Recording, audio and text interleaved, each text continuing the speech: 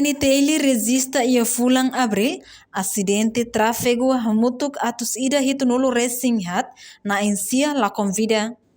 PNTL lihusi Departamento Trânsito Segurança Rodoviário Nacional durante fulang abril nelarang resisto caso acidente tráfego hamutuk atus ida hitunulu racing hat resulta ema la convida hamutuk na ensia ia território Timor-Leste.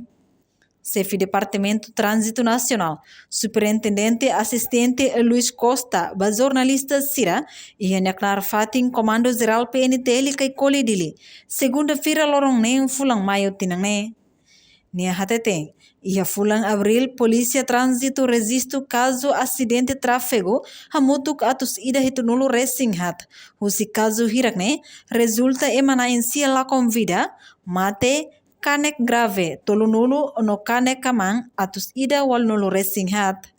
Nia informa, husi caso acidente tráfego hirak Polícia Trânsito halo processo consegue finaliza ona rua, submete ona processo ba tribunal. Ia caso sia, se processo investigação hamutuk neng nulu racing no caso sia nulu racing hito, resolve tuir família. Maka dados acidentes nebe maka ita registro ia punane hahu ia dia 1 de abril até to dia 30 de abril 2024 ita registro hamutu caso 174. Os 174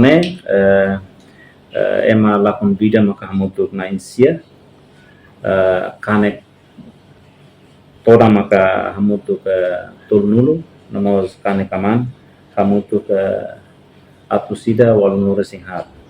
Husi caso hirakne total caso 174 ita consegue finaliza ia caso rua ia processo bairro tribunal hamutu caso sia nomos esse processo nelara hamutu caso nenulu racing depois icos maka resolve entra infratores sira ia treino hamutu caso sia nulu racing hito. Tur observação Polícia Trânsito ia terreno.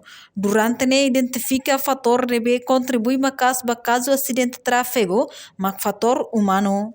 Reportagem Melania Conceição Televisão Timor Post. Janela informação ba emogoto.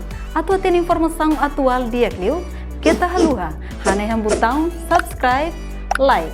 Halo comentário no fahe tutang ba media sosial hotu.